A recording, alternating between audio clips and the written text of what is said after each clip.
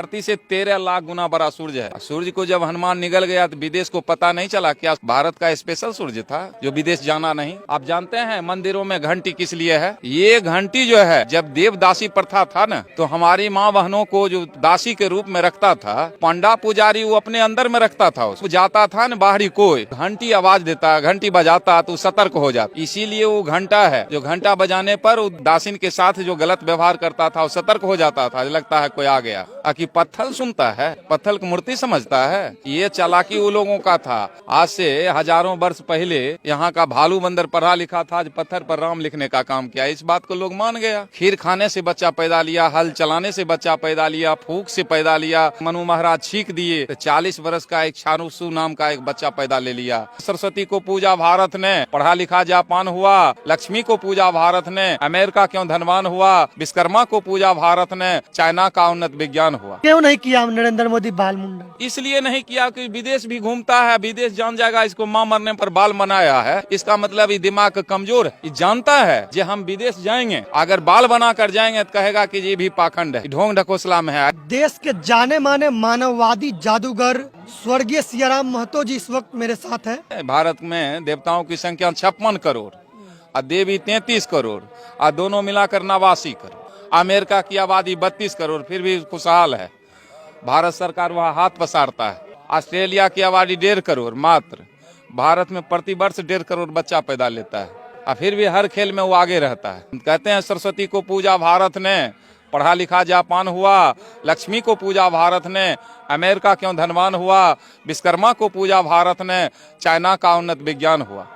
भारत के देवी देवता देखिए, चिड़िया, उल्लू, चूहा पर सवार हुआ।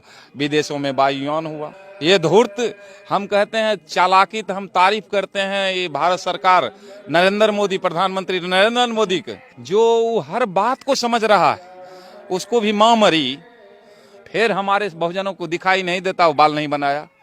उसको कोई दिक्कत है?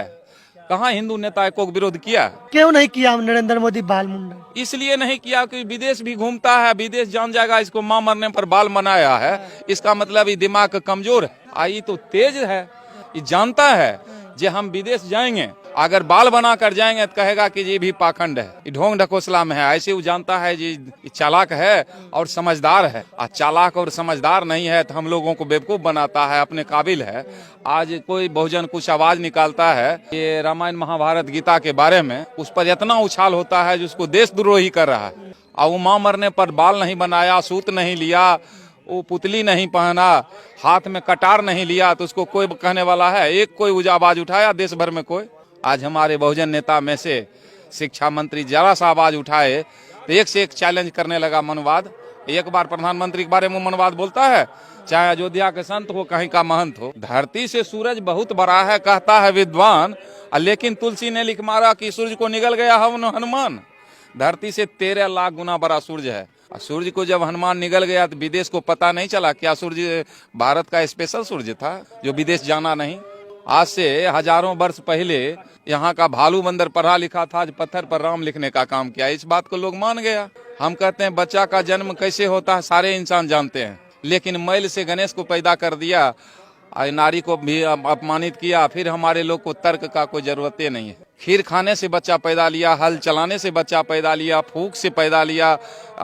मनु महाराज छींक दिए तो 40 वर्ष का एक शानुसु नाम का एक बच्चा पैदा ले लिया।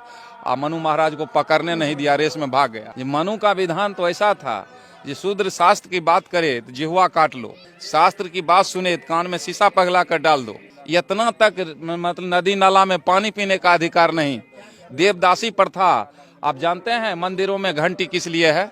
मंदिर में जो घंटी है किस लिए है? क्यों है? ये घंटी जो है जब देवदासी प्रथा था ना, तो हमारी माँ बहनों को जो दासी के रूप में रखता था, तो पंडा पुजारी वो अपने अंदर में रखता था उसको। और ये लोग जाता था ना बाहरी कोई, तो घंटी आवाज देता, घंटी बजाता तो सतर्क हो जाता।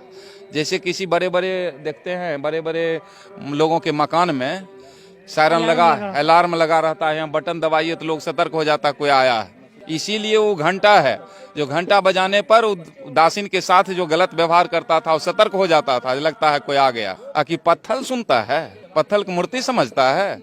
ये चालाकी उन लोगों का था, लेकिन हमारे लोग अभी बिना घंटा हिलाए उस पर पानी दिए बिना भोजन नहीं करते। कारण इसको ही समझने में, वो ठीक कहता है पाखंड, इसको शूद्र को समझने में अभी दिल्ली दूर है। स्वर्गीय सियाराम महतो के विचारों से आप कितना सहमत है, अपनी प्रतिक्रिया कमेंट बॉक्स में जरूर दें। धन्यवाद।